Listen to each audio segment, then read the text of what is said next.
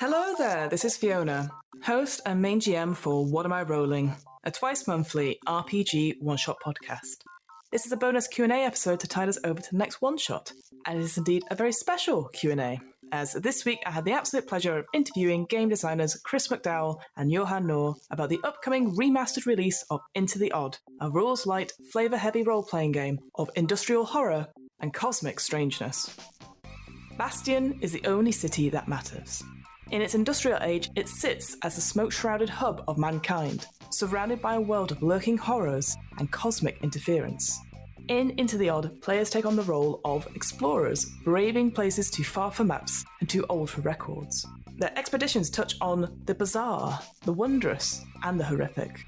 Explorers search for riches, but also arcana, mysterious devices with unnatural powers.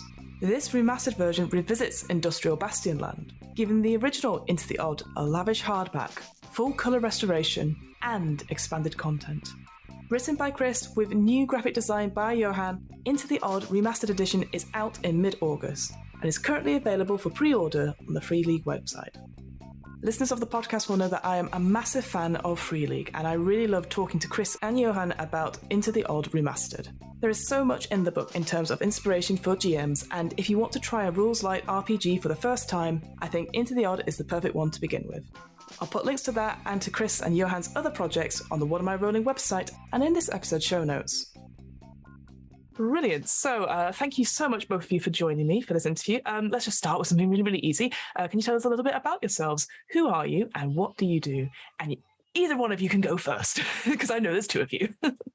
Okay, I'll go first. There's lots of pointing in the Zoom call. We've got a complex system of hand gestures.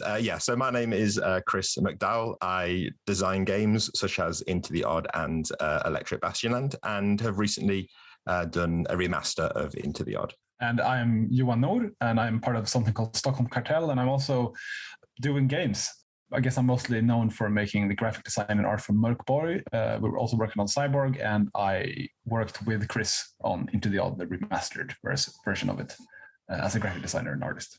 So how did you both get into RPGs? What sort of got you into it? We'll go with Chris, because I know you've been on before, Johan, so we've got your answer anyway. But in case it's changed from last time, it'll be interesting to know. But Chris, so what got you into playing or even running RPGs? My start with RPGs kind of started as a kind of, I think about 10 years old. I was sort of the classic story of a kid in the year above me at school brought in a load of Warhammer figures for like show and tell and like issues of White Dwarf. And it was like nothing I'd ever seen before. In the pre-internet days. So I was immediately drawn into all that strangeness. And at this would have been maybe like 3 years after that. It was at a convention, that the big Games Day convention they used to do for Warhammer stuff. At that one, there was a table selling the Warhammer RPG. And I thought, well, I've never seen this in White Dwarf. I've never seen this in a Games Workshop shop. So I kind of thought it was something that someone had like illegally put together and was like selling out of the back of a car. But they had a real stand there and everything. So I thought, well, okay, this must be legit. And I didn't fully understand it, but I picked up that book and my brain kind of exploded with the possibility of what was in there. I was loosely aware of D&D as a thing that I had heard about, but I always had sort of, it's not something that any of my friends had played, or I didn't really have a shop near me that would have sold anything like that. So I sort of knew it as this American thing, D&D. So yeah, Warhammer Fantasy Roleplay, I would love to say that was the game that really got me in, but that was the game that certainly put the idea in my head. Mm-hmm. And then from that, it was like the white whale for a while, in that I never quite managed to like get a game of it to work. I tried playing it with friends, but we just kept sort of going back to miniature stuff and Warhammer stuff.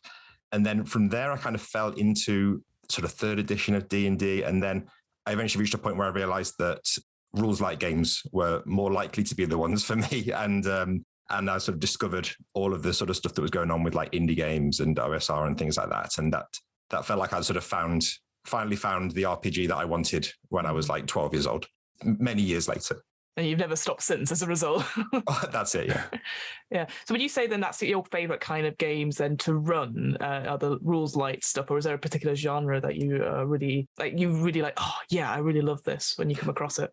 Well, the thing is, I still have behind me, I have that Warhammer Fantasy Roleplay book, and I will never get rid of that. Not just for like sentimental value, but because I love a book that sort of gets you excited to run that game. And that sounds really obvious, but there's some books where I know we're not doing this on camera now, but I have a Rifts book here that I've picked up secondhand, and I would never recommend Rifts as a game for anyone to play. When I look through a Rifts book, I'm sort of hit with it feels like somebody's imagination just exploded onto the page. Mm-hmm. That's a horrible imagery, but that's what it feels like. And they're the kind of games that get me excited. But the problem is they often come with similarly messy explosions of rules. Mm-hmm. So the thing I've always been looking for is something that combines that kind of, this sounds like I'm leading up to an advert, but it sounds like I wanted something that combined that rich flavor with sort of mechanics that kind of got out of the way and were a bit more straightforward and simple. No, I like that. So then going on from that then, so like how did you get into writing your RPGs? Because obviously you said you've done Into the Odd was sort of your first sort of one that came out, and then Electric Bastion Land, and then obviously now the remaster with Free League. I think as soon as I discovered that you could just download free RPGs that people had made online, I sort of thought, well, obviously I can do this. Like it was the kind of idiot confidence in action. And I think for about as long as I've been aware that there are free RPGs online, I think I've been trying to make my own. And they started off as I look back on them now with a certain fondness, but I wouldn't perhaps revisit them to play. Right. But I've always been drawn to, and what I've always been drawn to the idea of, is the idea of refining something. So taking for a long time, I was kind of stuck in D&D 3rd edition, for better or worse. And I was kind of obsessed with the idea of like fine tuning that and seeing if you could make a stripped down version of that, which lots of people did with things like Microlight 20 was a big inspiration for what I've been doing. It's based off a different version of D&D, but things like Searchers of the Unknown. So I've always tried to make these very stripped down light rules, and seeing how far you can go with that. That's always been kind of a bit of a passion of mine. And I know as well with you, Johan, with like Merkborg and Cyborg and stuff like that, it's very similar, right? Like rules like, let's go. We don't have time to waste around, right? No, exactly. And I think like the fewer rules or the simpler rules you have, the more you open up to your own rulings and your own imagination at the table. Because that was my problem when I first tried like Dungeons and Dragons like role-playing games, because I was interested in what that was about. There was Pathfinder that I ran, and it is quite crunchy. It's very crunchy. And I just realized after a while when we played a campaign that there was no space for me as a GM to invent my own things in this. I was just like following along a thing. And so when I got into the OSR and more rules light stuff, then I felt more free to like just come up with whatever, either right before we play or at the, seated at the table. So I think that's what I like so much about it. And yeah, so it's quick and easy.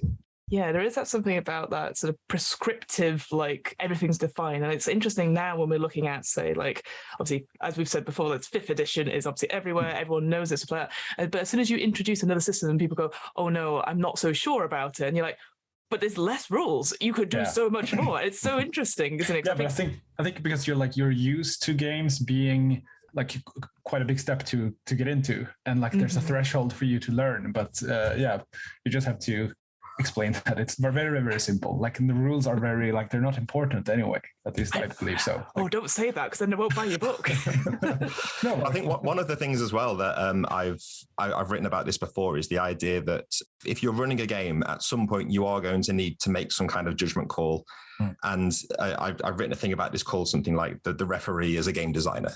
So if you're going to run a game, you are going to have to be, at some level, you're going to have to be a game designer at some point, which sounds terrifying. But if you start doing that early and you've got fewer rules to worry about while you're doing that, I believe people can become better kind of GMs as they go, rather than having a system that does 99% of the answers for you.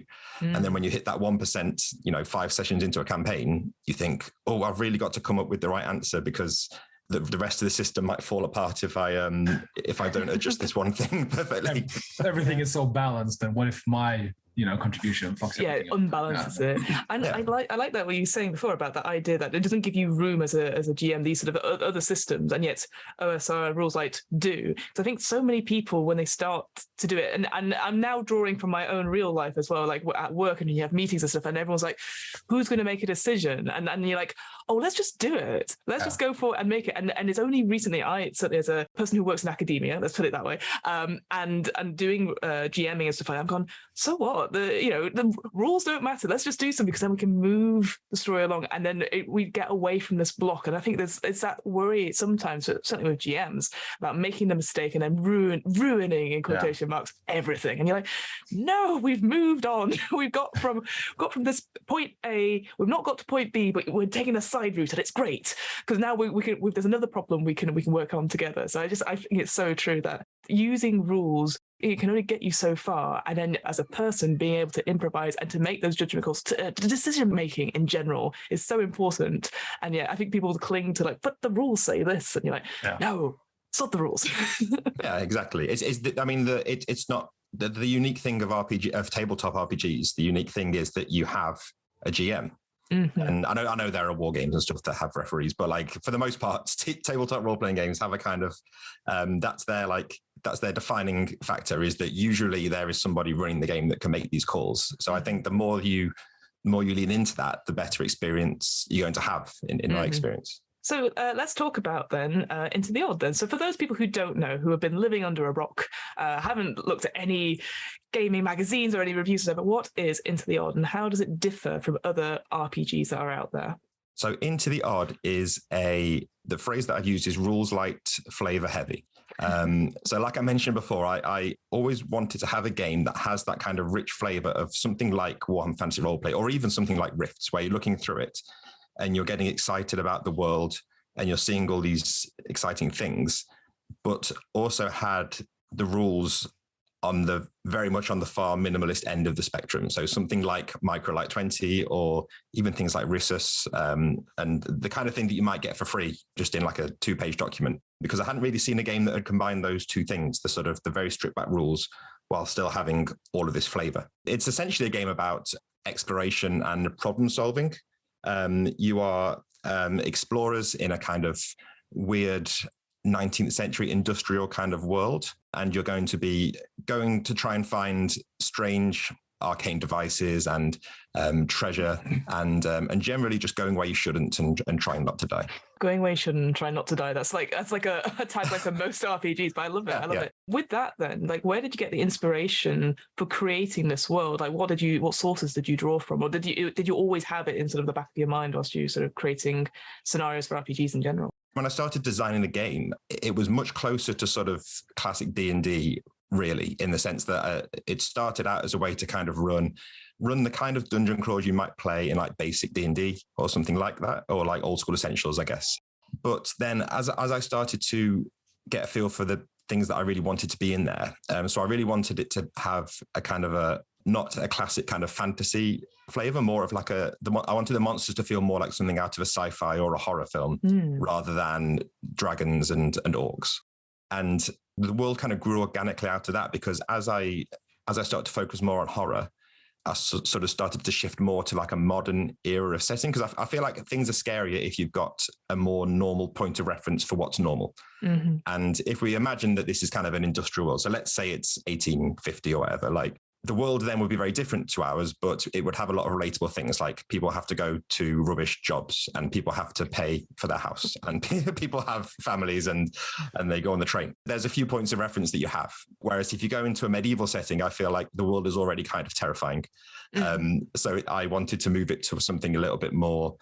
I wanted to have that kind of that element of mundanity to make the horror and the weird things seem more horrific and more weird, because that's the other thing, that it has got kind of a bit of a sort of dark humor tone running through it, and weirdness rather than fantasy, I think is part of it. So yeah, the world kind of grew organically out of what I needed to make my games happen, if that makes sense. Yeah, no, that makes sense. This idea of like the extraordinary from the ordinary, which is something like it's actually such a key thing. Certainly, like if I take my experience from improv, that is actually the most engaging scenes are like, you are like talking about a relationship, but it's the end of the world, and you're focusing on that ordinary thing about going to work, using the train, etc. But it's on a void train or something like that, and you don't make a big scene of that. Not the weird factor, but the uniqueness, the extraordinary factor of it. So I totally see you on that. Yeah.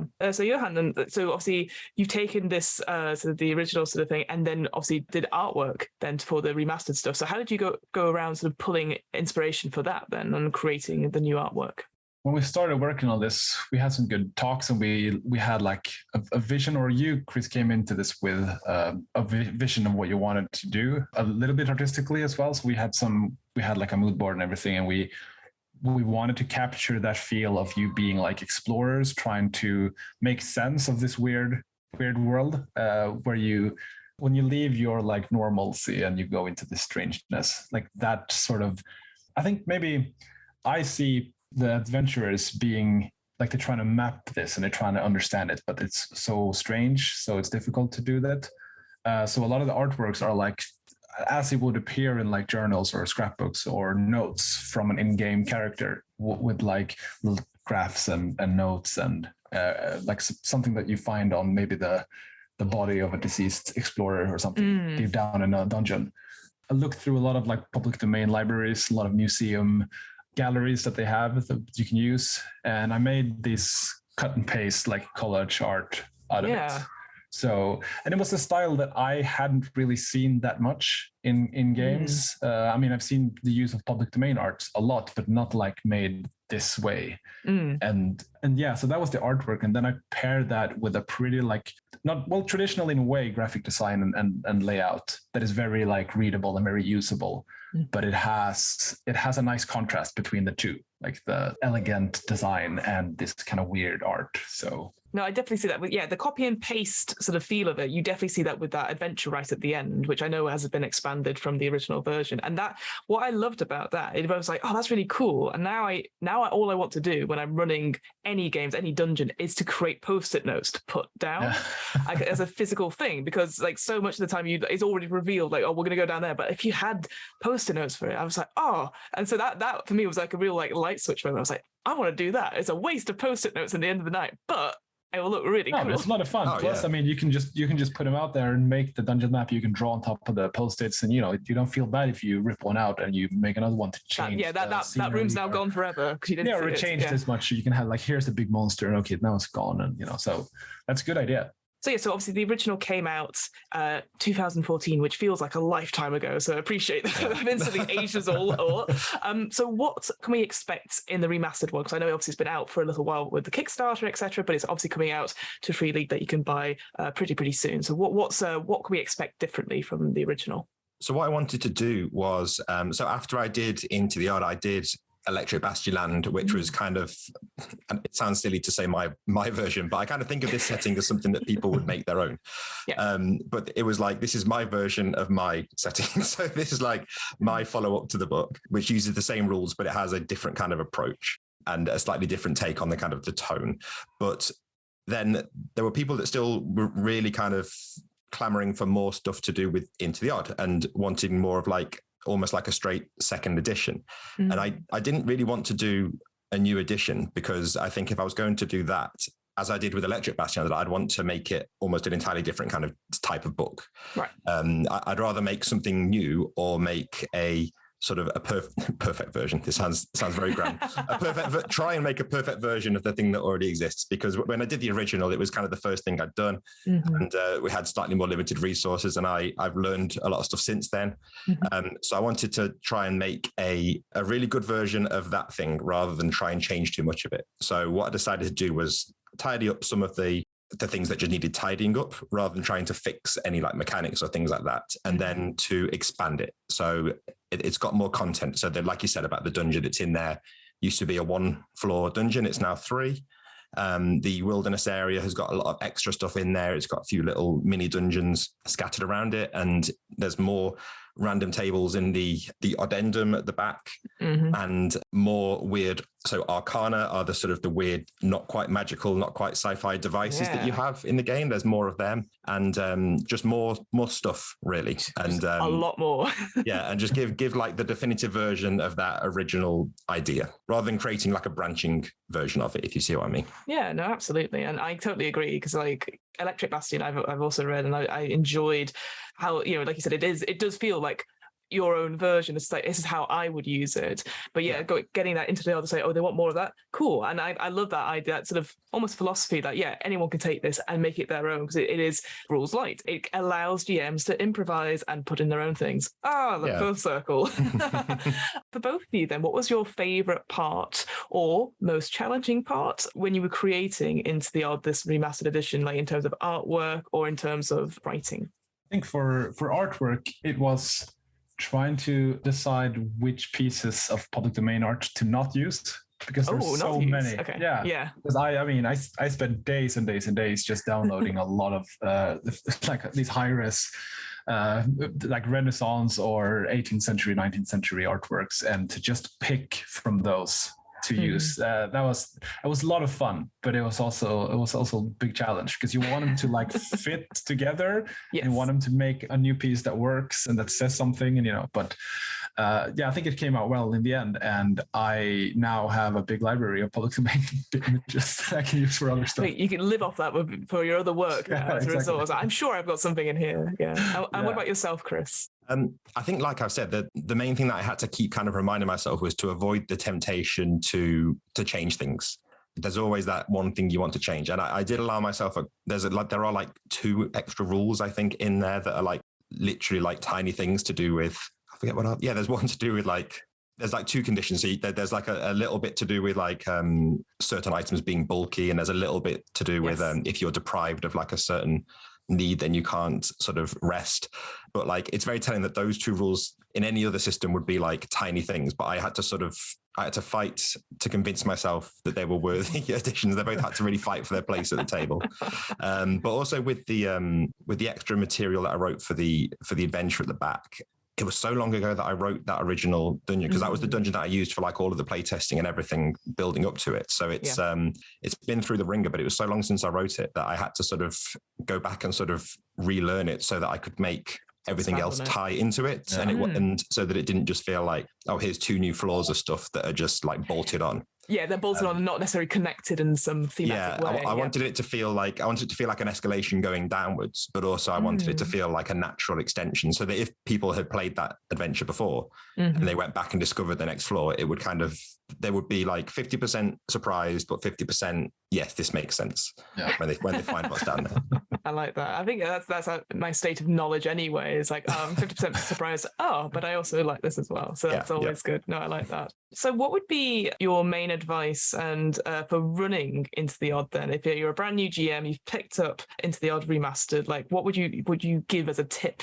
for running and introducing such a cool both system, even though I know it's a couple of years old, but also like a cool world and stuff like that to your players? I think it's easy to look at rules like games, and if you'd asked me some years ago, I might have said, oh yeah, rules like games, it makes it easier for the GM to run. And I still believe it does make a lot of things easier, but it does make certain things more difficult sometimes. Yeah. Like sometimes not having the rules creates a kind of gap that you need to fill, which is a good thing when you know how to do that. But sometimes it can be a bit daunting for certain types of GM. And I've really come to appreciate that in the last few years. And I think the thing I would say is all that space in your head that you're not spending focusing on the rules, make sure that you're not almost spending that energy looking for the rules, and you're spending that extra energy that you have looking for ways to describe things in a cool, evocative way. Make sure the players have got like interesting choices, describing the impact of their actions, and really kind of embrace that procedure of, in the book, I call it like information, choice, impact, which is like that for me, the whole game could essentially be boiled down to as the GM, you tell the players something, you give them information so that they can make a choice. And then when they make that choice, you show the impact of that decision. And it sounds really obvious, but that's something that really helped me kind of understand this, because all of a sudden it was like, well, if I really focus on getting these three things really, really good, and I get good at doing these three things, then you'll realize that, yeah, maybe you don't actually need all of those rules. For me, getting in the way.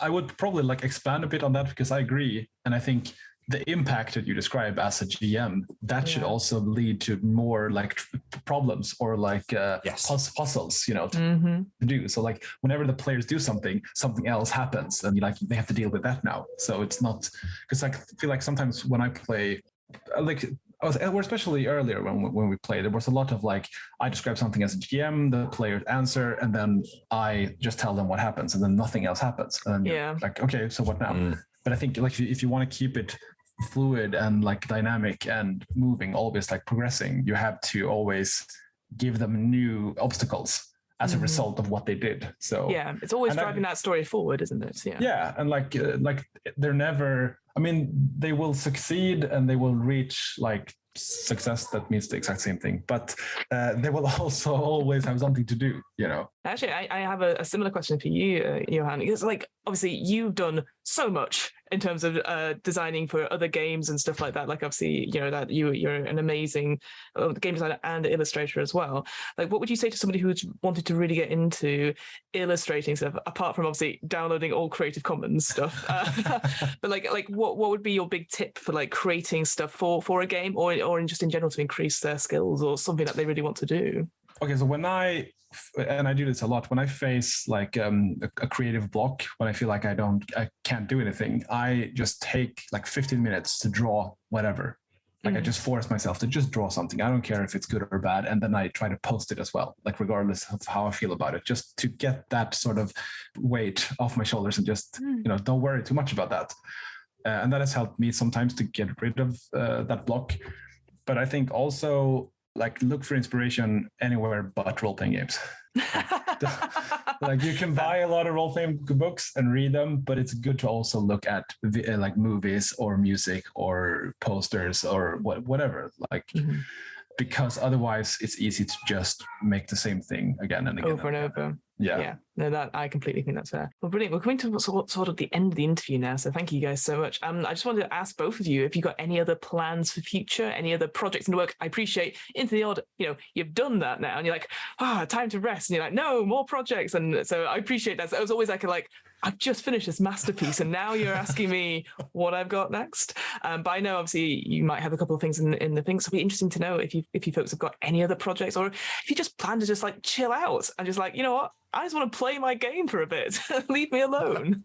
Well, weirdly, it's I did treat myself to a little bit of a break after finishing sort of my end of Into the Odd, but sort of my bit's been done for quite a while, so I've kind of had my rest period, if you like, now. And obviously I'm dealing with I'm not dealing with the distribution myself, but Free League is dealing with the distribution right now. So it's still all ongoing. But I've got I'm very good at starting projects. I'm fantastic at starting projects, less so at finishing them. I'm currently playing around with sort of a new, sort of a follow-up to Electric Bastionland, if you like, which we're tentatively calling Primeval Bastionland, which is this kind of hex crawling thing. It's in the very early stages. I released like a playtest thing this week. Wow. And I don't know if it's going to be a thing that goes anywhere, but that's what I'm currently messing with. If not, it can go on the pile with the other 10 started projects. You'll finish them later one day. Yeah. Of course. That's fair.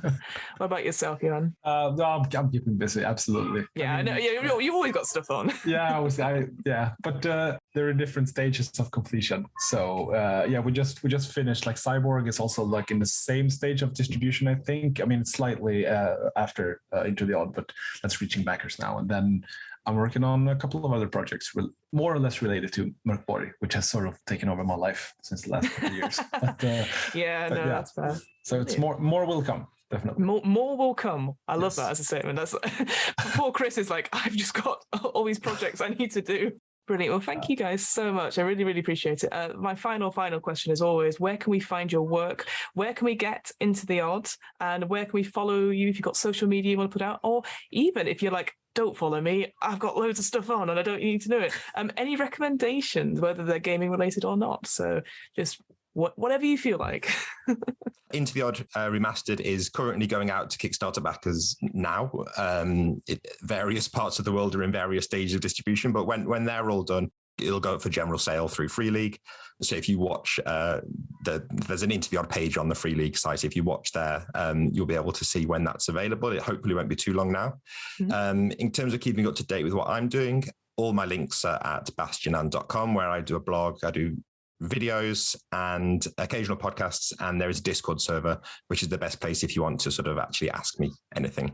And my recommendation, I should say, because I keep harping on people about this, but I'm going to keep on harping louder, is I wish everyone would write more blogs and link to people's blogs. So if you've got any good blog recommendations, link them to me, and you can look at the blogs that are linked on my sidebar to find some interesting things people have written.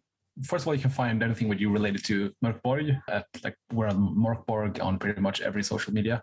We also have a quite active Discord channel that I recommend that you join. There's a lot of good stuff there. And I'm also posting my own art and stuff on Instagram. I'm called Art by Noor, NOHR.